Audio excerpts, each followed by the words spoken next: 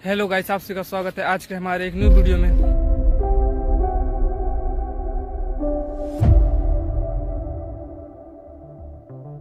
आज मुंबई में मेरा पहला दिन है, कितना मजा आएगा। शनाया एक्साइटेड होकर अपने रूम को लॉक कर आरव के रूम की तरफ बढ़ गई। उसने आरव के रूम के दरवाजे पर नॉक किया। जीजू, जीजू जल्दी उठिए, मुझे बाहर घूमने चलना है। मैंने सुना है कि यहाँ का सी बीच बहुत फेमस है। आप जल्दी बाहर आइए और मेरे साथ घूमने चलिए। आरव ने जम्हाई लेते हुए दरवाजा खोला। अब तुम्हें इतने पुराने सी बीच में क्या इंटरेस्टिंग मिल गया? बीच में पानी है और किनारे पर रेत।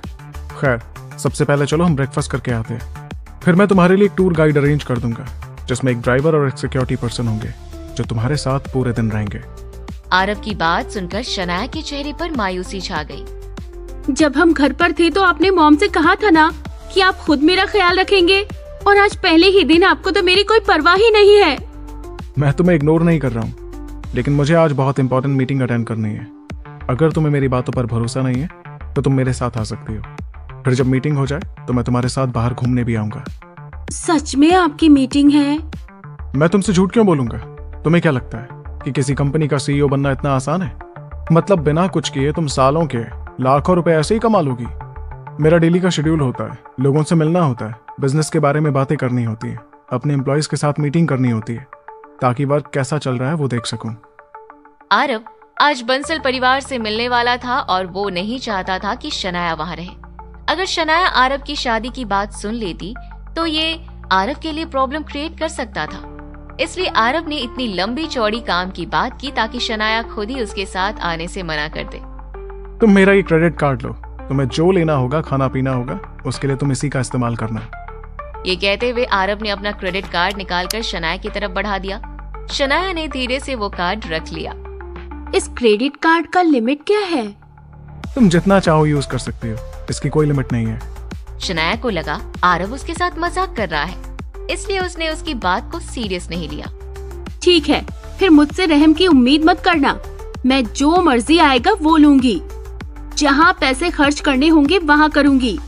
वैसे भी आपकी सालाना इनकम बहुत ज्यादा है, और फिर नदी में से एक बाल्टी पानी निकाल लेने से पानी तो कम होगा नहीं। ठीक है, तुम बाहर रुको, मैं फ्रेश होकर आता हूँ, फिर हम ब्रेकफास्ट करने चलते हैं।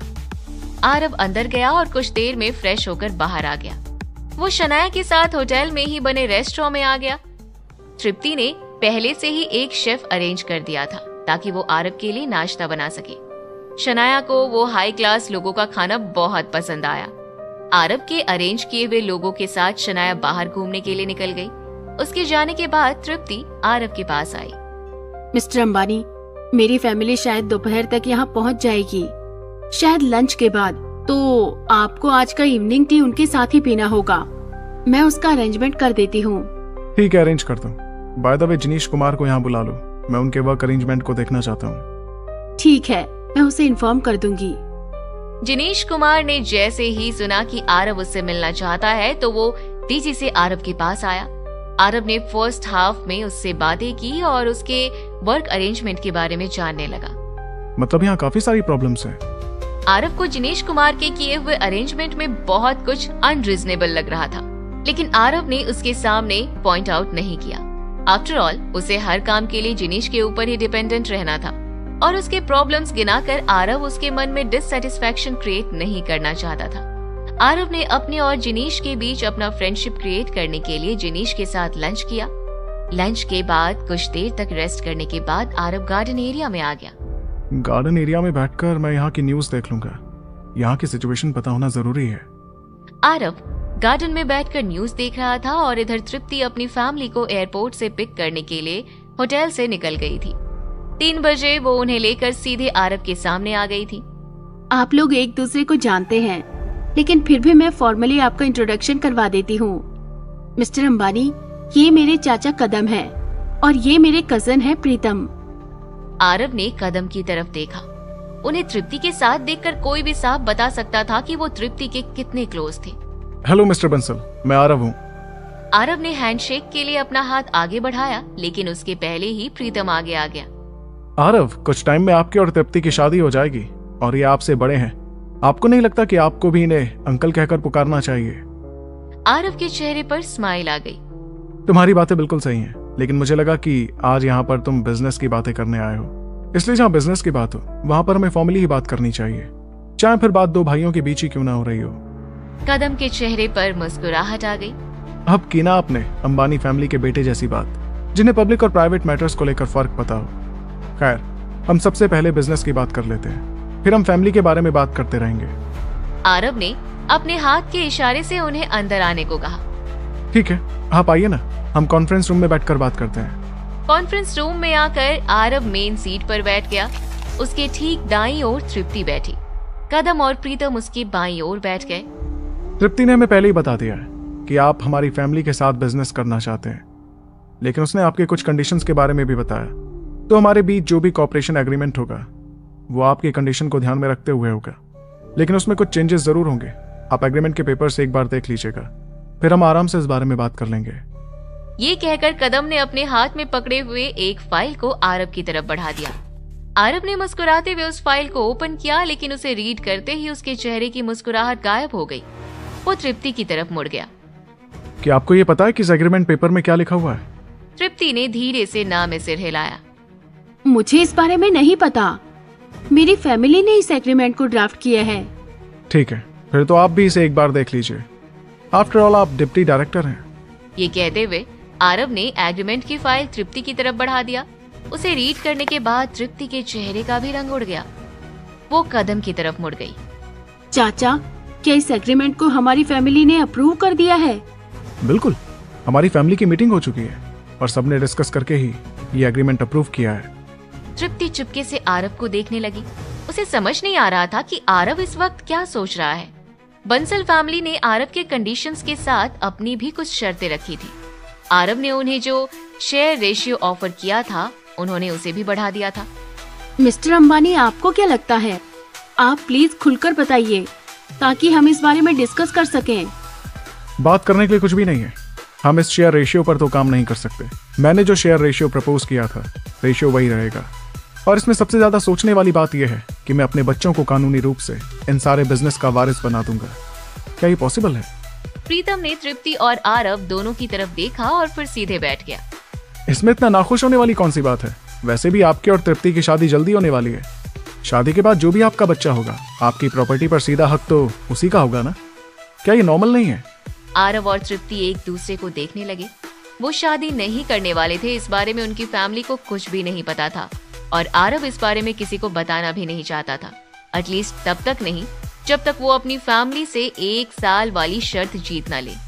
और अब अचानक से बंसल फैमिली का टर्म्स एंड कंडीशंस के साथ उसके सामने आना उसे पूरी तरह हैरान कर चुका था।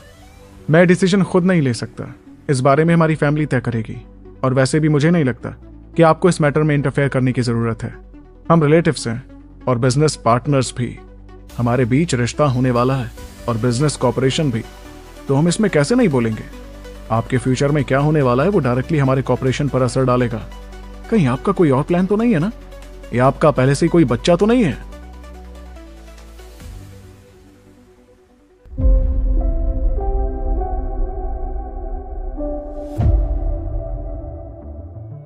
आरव समझ रहा था कि बंसल फैमिली ने उसके सामने ऐसी कंडीशन क्यों रखी थी। अगर अभी आरव इस एग्रीमेंट को साइन कर लेता तो आने वाले बच्चे के सिक्योरिटी बढ़ जाती। उसे बंसल फैमिली और अंबानी फैमिली दोनों का पूरा सपोर्ट मिलता और इससे अंबानी परिवार में उसका पोजीशन और भी ज्यादा बढ़ जाता, जिसका बेनिफिट बंसल फैमिली को भी मिलने वाला था। तृप्ति आरव की सिचुएशन अच्छे से समझ रही थी।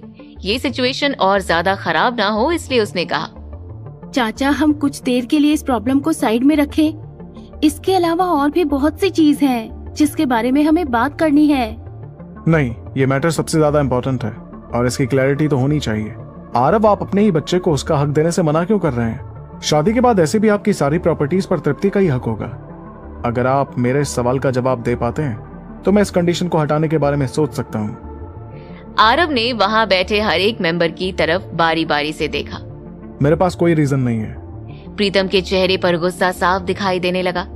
मुझे नहीं लगता है कि बेवजह ही आप इतनी बड़ी बात कर रहे हो। जरूर इसके पीछे कोई बहुत बड़ी वजह छुपी है। आरव, हमने भी अपने आदमी आपके पीछे लगाए हैं और हमें भी आपके बारे में अच्छे से पता है।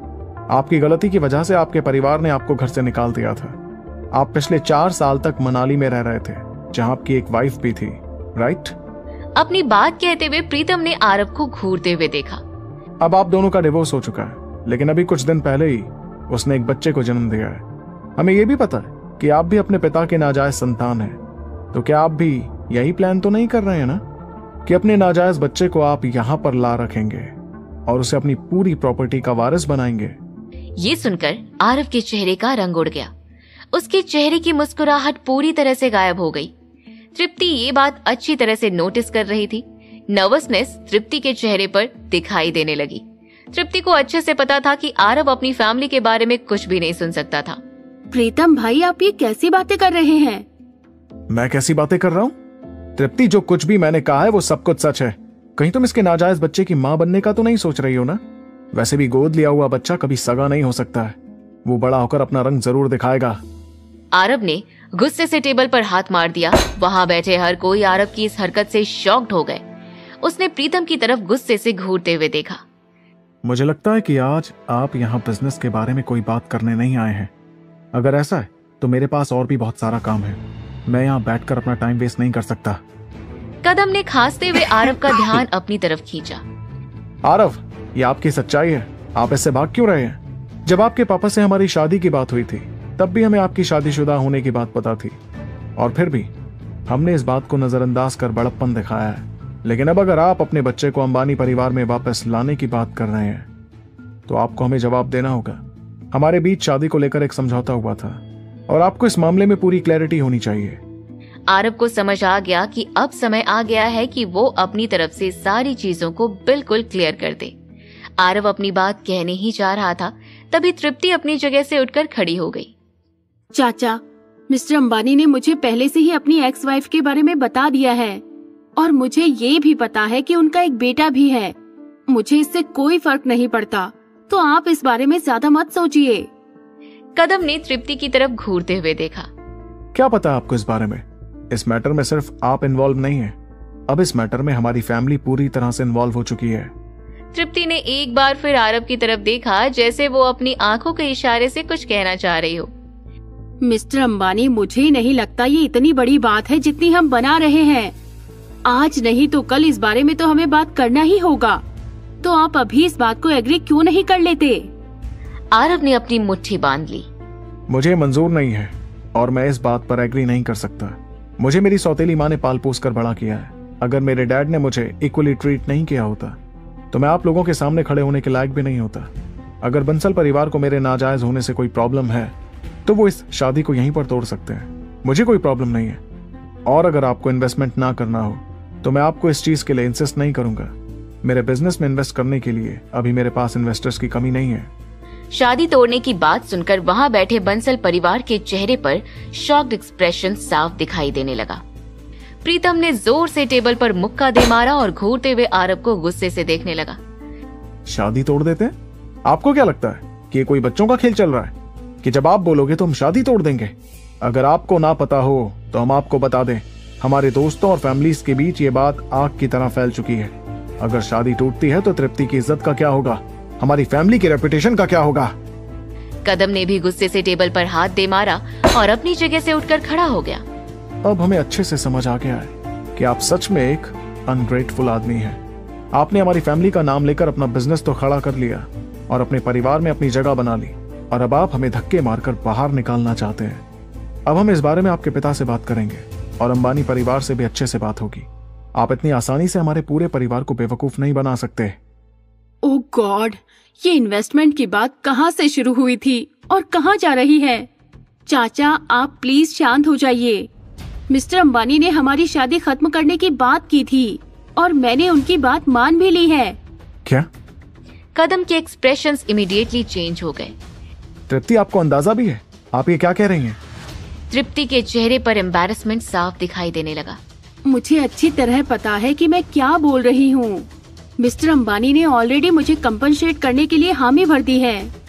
वो मुझे फ्रीडम बैंक में अपने शेयर्स देने वाले हैं और इंस्पायर ब्रांड में भी मुझे शेयर्स मिलेगा। आप पैसे के पीछे इतना पागल हो चुकी हैं कि आपको अपनी रेपुटेशन की कोई परवाह नहीं है। मुझे तो ये सोचकर हैरानी हो रही है कि हमारी फैमिली से आपकी परवरिश में क्या भूल हो गई कि हमें ये दिन देखना पड़ रहा है। आज आपने मुझे बहुत नाखुश किया है तृप्ति। प्रीतम भी अपनी जगह से उठकर खड़ा हो गया। तुम मेरी बहन कहलाने के लायक नहीं हो तृप्ति। वहाँ बैठे बाकी के बंसल परिवार के सदस्य भी आपस में बातें करने लगे। अरे हम तो इन्हें इतना काबिल मानते थे, ये है इनकी काबिलियत, पैसे के पीछे भाग रही है इनकी बेटी। अरे हमारे बच्चे तो इसे देखकर बड़े हो रहे हैं, यही सीखेंगे वो इनसे। इसने अपनी शादी की बात खुद ही कर ली, इसे बंसल परिवार से हमेशा के लिए निकाल देना चाहिए। लोगों की इतनी कड़वी बातें सुनकर तृप्ति का सिर शर्म से नीचे झुक गया। उसकी आंखों से आंसू लुढ़ककर उसके गालों पर आने लगे। आरव भी तृप्ति की हालत देख रहा था, वो बिल्कुल शॉक्ड था। बस बहुत हो गया, आप सब अपनी बकवास बंद कीजिए। आरव की आवाज इतनी तेज थी कि वहाँ बैठे सब उसी की तरफ देखने लगे। अगर आप सबको मुझसे प्रॉब्लम है तो मेरा सामना कीजिए। किसी लेडी से इस तरह पेश आना शोभा नहीं देता। मैंने पहले अपने बिजनेस में शेयर्स देने की बात मान ली है, और अब क्या चाहिए आप सबको? अब आप मेरी फैमिली के पास नहीं जा सकते। अगला एपिसोड सुनने के लिए हमारे टेलीग्राम चैनल को ज्वाइन करें, लिंक डिस्क्रिप्शन या चैनल बायो में है। धन्यवाद।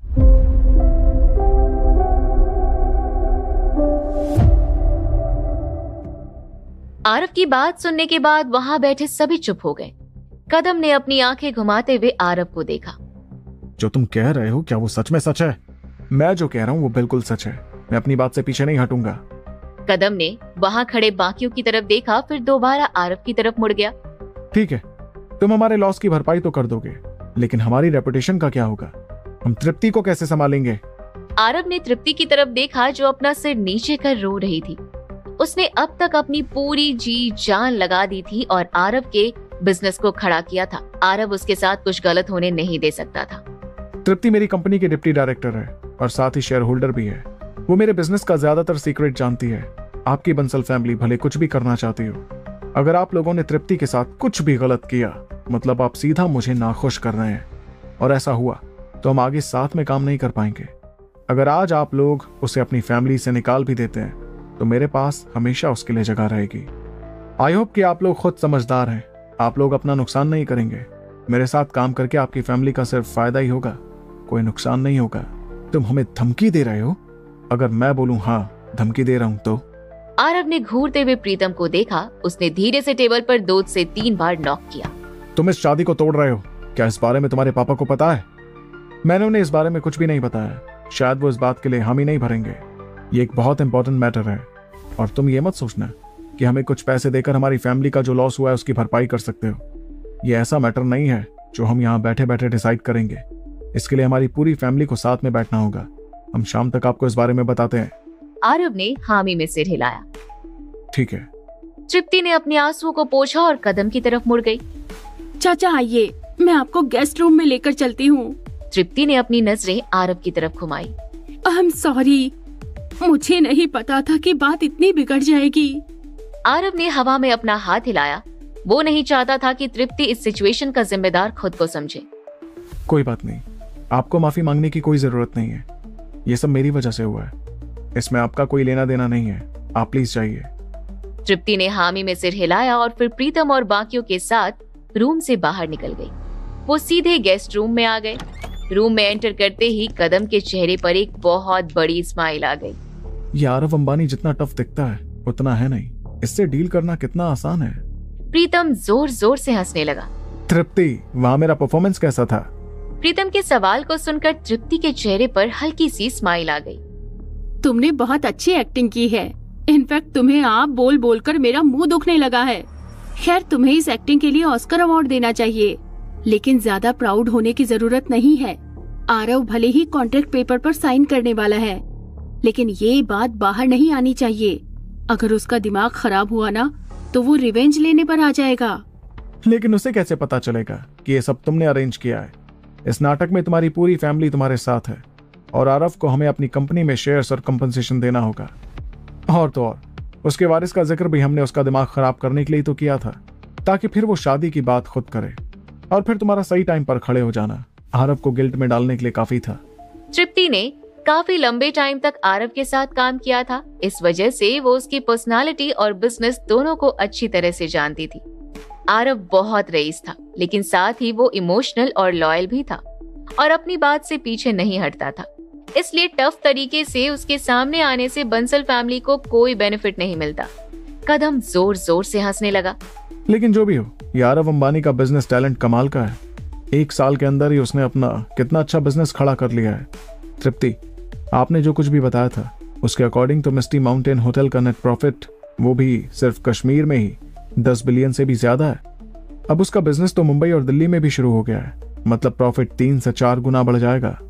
हाँ, और ये इंस्पायर ब्रांड का परफॉर्मेंस भी बहुत इंप्रेसिव है। किसको पता था कि एक मामूली इन्फ्लुएंसर जो सिर्फ लोगों की मदद करती है, जो चैरिटी का काम करती है, वो एक ब्रांड को इतना पॉपुलर बना सकती है। इनफैक्ट वो तो एक लग्जरी ब्रांड से भी जुड़ी है, जिसका परफॉर्मेंस भी पिछले कुछ टाइम में काफी अच्छा हो गया है। कदम ने एक गहरी सांस छोड़ी। अब तो मुझे लग रहा है हमारा बहुत बड़ा नुकसान हो गया है कि आरव अंबानी बंसल फैमिली का दामाद नहीं बन पाया, वरना उसके साथ काम करने के लिए हमें इस तरह के चीप ट्रिक अपनाने नहीं पड़ते। कदम तृप्ति की तरफ मुड़ गया। तृप्ति, क्या सच में अब तुम्हारा और आरव का साथ आने का कोई चांस नहीं है? तृप्ति के चेहरे पर एक कड़वी स्माइल आ गई और उसने हेल्पलेस सी ना में सिर हिलाया। नहीं चाचा, ऐसा नहीं है कि मैं उससे शादी नहीं करना चाहती, लेकिन आरव ही नहीं चाहता है। खैर, हम इस बारे में और बात ना ही करें तो अच्छा है। आप लोग आराम कीजिए, आज रात ही हमें आरव के साथ कॉन्ट्रैक्ट साइन करना होगा, फिर सब कुछ सही हो जाएगा। प्रीतम ने अंगड़ाई ली। मैं बहुत मुश्किल से बाहर निकल पाता हूँ, इसलिए अब जब मैं सच में बाहर आया हूँ तो मैं घूमने जा रहा हूँ ताकि यहाँ की लोकल सीनरी को एडमायर कर सकूं। कदम ने प्रीतम को घूरते हुए देखा। तुम अपने 20s में हो और तुम्हें बस खाना पीना और एंजॉय करने के बारे में सोचना होता है। मैं इस बार तुम्हें अपने साथ यहाँ इसलिए लेकर आया हूँ ताकि तुम आरव अंबानी के पास रुको, उसके साथ काम करो, बिजनेस सीखो। ओह कम ऑन डैड, ये कैसी बोरिंग बातें कर रहे हैं आप। अच्छा, मैं बाहर जाता हूँ, कम से कम होटल के आसपास तो घूम लूं ताकि मुझे यहाँ का एनवायरनमेंट पता चल जाए। चाचा, प्रीतम स्मार्ट है और एक्टिव भी। आप परेशान मत होइए, अब से मैं इसका ख्याल खुद रखूंगी एंड आई प्रॉमिस कि ये जल्दी सब कुछ सीख जाएगा। तृप्ति की बात सुनकर कदम के चेहरे पर रिलैक्स्ड एक्सप्रेशंस आ गए। आखिर प्रीतम उनका बेटा था और वो उसके साथ बहुत ज्यादा सख्ती से पेश नहीं आ सकते थे, लेकिन उसका अनप्रोग्रेसिव बिहेवियर देखकर वो बहुत ज्यादा डिसअपॉइंटेड थे। ठीक है, जाओ, लेकिन होटल से बाहर मत जाना। प्रीतम फौरन गेस्ट रूम से निकल गया और होटल के चारों तरफ देखने लगा। वो अभी से खुद को होटल का आधा मालिक मान चुका था। वो होटल के लॉबी में आया, उसने कॉफी ऑर्डर किया और वहां बैठकर एक मैगजीन देखने लगा। आज तो मैं बहुत एंजॉय करूंगा, पहले कुछ खा लेता हूँ, बहुत भूख लगी है। उधर शनाया दिन भर घूमने के बाद होटल वापस आ रही थी। वो बहुत खुश थी। उसके पीछे कुछ सिक्योरिटी गार्ड्स थे। एक सिक्योरिटी गार्ड जल्दी से शनाया के पास आया। मैडम, मैं किचन में जाकर आपके लिए डिनर प्रिपेयर करवाता हूँ, आप अपने रूम में जाकर आराम से रेस्ट कर लीजिए, हम खाना आपके रूम में भिजवा देंगे। शनाया ने मुस्कुराते हुए हाँ में सिर हिलाया। ठीक है, थैंक यू। शनाया अभी एलिवेटर की तरफ बढ़ी रही थी, तभी वो सामने से आते अपनी मस्ती में डूबे हुए प्रीतम से टकरा गई। शनाया ने अपने हाथ में शॉपिंग बैग्स पकड़े हुए थे जो जमीन पर जा गिरे। शनाया को देखते ही प्रीतम की आंखों में चमक आ गई। प्रीतम कई सालों से अब्रॉड में रह रहा था। उसका ज्यादातर टाइम वहां की लड़कियों को देखने में ही बीतता था। उसने यहाँ की लोकल गर्ल्स या उनकी खूबसूरती को कभी देखा ही नहीं था। शनाया के चेहरे की क्यूट स्माइल उसे हैरान कर रही थी। मैंने एक्सपेक्ट नहीं किया था कि आज मेरी खूबसूरत हसीना से मुलाकात हो जाएगी, जिसका मैं कब से इंतजार कर रहा था।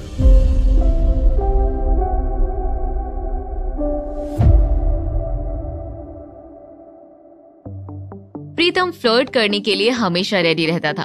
वो अमीर घराने का वो बेटा था जो प्ले बॉय का रोल परफेक्टली निभाते हैं। प्रीतम ने जल्दी से अपने कपड़ों को सही किया और अपने जैकेट को बाहर कर लिया। अपने बालों को ठीक कर बोला, हेलो प्रीति। शनाया अपने बैग को उठाकर खड़ी हो गई। उसने प्रीतम को बिल्कुल भी सीरियस नहीं लिया। Oh hello. शनाया ने मुस्कुराते हुए प्रीतम की तरफ देखे बिना ही हेलो कहा। आज वो अच्छे मूड में थी। शनाया अपना फोन हाथ में लिए अपने फोटोज अदिति को भेज रही थी, जो आज दिन भर उसने घूमते हुए लिए थे। जब प्रीतम ने देखा कि शनाया उसे इग्नोर कर रही है तो प्रीतम थोड़ा एम्बैरेस हो गया। अब लगता है मुझे मेरी हिडन पावर दिखानी होगी। अरे भला, एक सुपर रिच फैमिली से होने से बड़ा हिडन पावर और क्या हो सकता है। प्रीतम को पता था कि किसी को अपनी तरफ अट्रैक्ट कैसे करना है। वो शनाया के पीछे भागा। हेलो, क्या मैं आपके बारे में जान सकता हूँ? मेरा नाम प्रीतम है। प्रीतम ने जानबूझकर अपने जैकेट को ऊपर किया और अपना हाथ शनाया की तरफ आगे बढ़ा दिया ताकि उसकी कलाई पर बंधी करोड़ों की घड़ी शनाया देख सके। लेकिन शनाया को अद्वैत से बुरी तरह से धोखा मिला था और अब उसके सामने जो कोई भी इतना ड्रेसअप होकर आता था, शनाया को उससे चिढ़ होने लगी थी। स्पेशली अभी जिस तरीके से प्रीतम उसे देख रहा था, ये शनाया को बहुत ज्यादा अनकंफर्टेबल करने लगा। आई एम सॉरी, मैं अजनबियों से हाथ नहीं मिलाती और मैं आपको नहीं जानना चाहती। प्रीतम हैरान हो गया। तभी एलिवेटर का दरवाजा खुला और शनाया इमीडिएटली अंदर चली गई। प्रीतम को समझ नहीं आया कि वो क्या करे। वो भी हड़बड़ाते हुए अंदर आ गया। प्रीतम खड़े होकर इंतजार करने लगा कि शनाया किस फ्लोर का बटन प्रेस करती है ताकि वो जान सके कि वो कहाँ रहती है। अच्छा, मतलब ये मुझसे एक फ्लोर ऊपर रहती है। शनाया टॉप फ्लोर पर थी क्योंकि आरव का मानना था कि फ्लोर जितना ऊपर होता है, एनवायरनमेंट उतना बेटर होता चला जाता है। प्रीतम की फैमिली निचले फ्लोर पर थी जो तृप्ति ने जानबूझकर अरेंज किया था ताकि उनका आरव से ज्यादा सामना ना हो। प्रीतम को किसी फ्लोर का बटन प्रेस करते हुए ना देखकर शनाया घबराने लगी। तुम किसी फ्लोर का बटन प्रेस क्यों नहीं कर रहे हो? शनाया को खुद से बात करने की पहल करते हुए देखकर प्रीतम मुस्कुराने लगा। क्योंकि हम एक ही फ्लोर पर रह रहे हैं। क्या तुम यहाँ घूमने आई हो? मैं यहाँ का लोकल हूँ। अगर तुम चाहो तो हम साथ में घूम सकते हैं। शनाया धीरे से किनारे टिक गई। उसकी कोई जरूरत नहीं है। मेरे साथ कोई है जिसके साथ मैं घूमने वाली हूँ। शनाया ने धीरे से अपने फोन में आरव का चैट ओपन किया और एक मैसेज टाइप करने लगी। जीजू, कोई है जो मुझे परेशान कर रहा है। मुझे बहुत डर लग रहा है। आप रूम में है क्या? अगर हाँ तो एलिवेटर के बाहर आ जाइए और मुझे पिक कर लीजिए। खुद को इस तरह बार बार रिजेक्ट होते हुए पाकर प्रीतम को लगा अगर अब उसने कुछ अच्छा नहीं किया तो शनाया उसे बिल्कुल भी सीरियसली नहीं लेगी। तुम मुझे गलत इंसान क्यों समझ रही हो? मैं इस होटल का ओनर हूँ। ये सुनकर शनाया ने हैरानी से प्रीतम की तरफ देखा। वो बिल्कुल सरप्राइज हो गई। उसे लगा जरूर ये झूठ बोल रहा है, लेकिन प्रीतम को लगा कि शनाया शायद उसकी बातों में आ गई है। हमारी फैमिली का बिजनेस बहुत सारी कंट्रीज में फैला हुआ है। यह होटल भी उन्हीं में से एक है। अगर तुम मुझे जानने में थोड़ा भी इंटरेस्ट शो करोगी तो मैं अभी के अभी ये होटल का सारा सर्विस तुम्हारे लिए फ्री में अवेलेबल करवा दूंगा। फिर तुम जितने दिन चाहो उतने दिन यहाँ पर रह सकती हो। तुम प्लीज अपनी बकवास करना बंद करोगे? मैं इस होटल के ओनर से पहले ही मिल चुकी हूँ और वो तुम नहीं हो। प्रीतम के चेहरे की स्माइल गायब हो गई। उसे लगा कहीं शनाया आरव से न मिल चुकी हो, लेकिन वो अपनी बात इस तरह खाली जाते हुए नहीं देख सकता था। तुम जिससे मिली हो, क्या उसका सरनेम अंबानी है? शनाया थोड़ी देर के लिए बिल्कुल हैरान हो गई, लेकिन फिर उसने हाँ में सिर हिलाया। हाँ, सरनेम अंबानी है और उसका नाम आरव है। क्या तुम उन्हें जानते हो? जानता हूँ, अरे सब कुछ जानता हूँ। हमारी फैमिली ने इस होटल में इन्वेस्टमेंट किया है और इस होटल में हमारा शेयर भी है। तो जब मैंने कहा कि मैं इस होटल का ओनर हूँ तो मैं झूठ नहीं कह रहा था। जिस आदमी की तुम बात कर रही हो वो आरव अंबानी है, जिसकी शादी मेरी कजिन के साथ फिक्स्ड हुई थी। लेकिन एक ऑर्डिनरी औरत के लिए उसने मेरी बहन के साथ सगाई तोड़ दी। वो इतना घटिया इंसान है, लेकिन हमारी फैमिली को धोखा देकर वो इतनी आसानी से नहीं बच सकता है। इसलिए हमने एक ट्रिक अपनाकर उसे फंसाया है और उसके 30% शेयर्स कंपनसेशन के तौर पर ले रहे हैं। ये सुनकर शनाया को जैसे अपने कानों पर यकीन नहीं हुआ। कुछ देर के लिए उसकी सांसें रुक गई। उसने इस तरह की कहानी की उम्मीद नहीं की थी। तुम किस ट्रिक की बात कर रहे हो? प्रीतम के चेहरे पर मुस्कुराहट आ गई। अगर तुम्हें मेरी स्टोरी जानने में इतना इंटरेस्ट है तो तुम मेरे साथ मेरे रूम पर क्यों नहीं चलती हो? मैं एक वाइन की बोतल भी ले लूंगा। हम ड्रिंक करते हुए आराम से बात करेंगे। फिर मैं तुम्हें आराम से हमारी फैमिली बिजनेस के बारे में बताऊंगा। प्रीतम ने अपनी बात कही थी तभी शनाया का फ्लोर आ गया। एलिवेटर का डोर धीरे धीरे ओपन होने लगा। शनाया की नजर जैसे ही सामने गई, उसकी आंखें चमक उठी। सामने आरव खड़ा था। शनाया तेजी से आरव के सामने आ गई। जीजू, ये लड़का क्लेम कर रहा है कि ये इस होटल का मालिक है। क्या ये सच है या ये बकवास कर रहा है? जीजू? प्रीतम के चेहरे का रंग उड़ गया जैसे उसे कोई सांप सूंघ गया हो। आरव को पहले लगा था कि कोई रोड चलता आदमी शनाया के पीछे पड़ गया होगा, लेकिन शनाया को प्रीतम के साथ देखकर वो तुरंत समझ गया कि यहाँ क्या हो रहा होगा। प्रीतम, ये तुम क्या कह रहे थे? अगर तुम्हें फ्लर्ट करने का इतना ही मन है तो प्लीज तुम कोई दूसरी लड़की ढूंढो और हाँ, इसे आगे से परेशान मत करना। और एक बात, मिस्टी माउंटेन होटल हमारे इन्वेस्टमेंट कॉर्पोरेशन से बहुत दूर है, तो प्लीज खुद को इस होटल का मालिक बताना बंद करो। इससे हमारे होटल का रेपुटेशन खराब होगा। प्रीतम के चेहरे पर एम्बैरेसमेंट साफ दिखाई देने लगा। आई एम सॉरी, मुझे नहीं पता था कि आपके रिलेटिव है। ये कहते हुए प्रीतम ने जल्दी से अपने फ्लोर का बटन प्रेस किया। एलिवेटर धीरे धीरे बंद होने लगा। उसके चेहरे पर डर साफ दिखाई दे रहा था।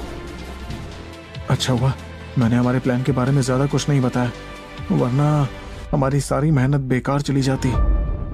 एलिवेटर को बंद होते हुए शनाया देखने लगी। वो गुस्से से आरव की तरफ मुड़ गई। मतलब ये कोई झूठा फरेबी इंसान था। जीजू, आपने इसका नाम क्या बताया है? प्रीतम। मतलब आप इसे जानते हैं? हाँ मैं जानता हूँ, ये बंसल फैमिली से है, जो मेरी कंपनी में इन्वेस्ट करना चाहते हैं और मेरे साथ बिजनेस में कॉपरेशन करना चाहते हैं। इनके साथ आज की डील फाइनल हुई है। मतलब उसने मुझे पूरी तरह से झूठ तो नहीं बताया, लेकिन ये तो कह रहा था कि आपका और इसके किसी कजिन का रिश्ता फिक्स हुआ है और आपने शादी से इनकार कर दिया, जिस वजह से दोनों फैमिलीज के बीच प्रॉब्लम हो गई है। इसलिए वो लोग आपको अपने जाल में फंसाकर आपके 30% शेयर्स ले रहे हैं। ये इतनी छोटी बात का इतना बड़ा इश्यू क्यों बना रहा था? मेरे सामने इसे इतना झूठ बोलने की क्या जरूरत थी? आरव के चेहरे पर सवाल साफ दिखाई देने लगे।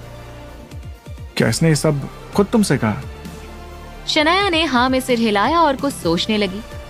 बिल्कुल, और मैंने एक भी शब्द अपनी तरफ से नहीं कहा है। ये सब कुछ इसी ने मुझे बताया। आरव सोच में पड़ गया।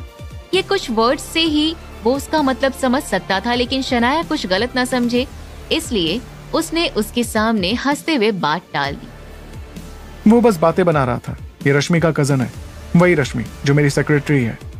तुम खुद सोचो, मेरा उसके साथ शादी का क्या लेना देना है? ये लड़का प्रीतम एक नंबर का फ्लर्ट कैरेक्टर है। ये बस यंग लेडीज को देखकर उन्हें किसी भी तरह इंप्रेस करना चाहता है, तो तुम इसकी किसी भी बात पर ध्यान मत देना, ओके? सबसे पहले एपिसोड सुनने के लिए हमारे टेलीग्राम चैनल से जुड़े लिंक डिस्क्रिप्शन या चैनल बायो में है। धन्यवाद।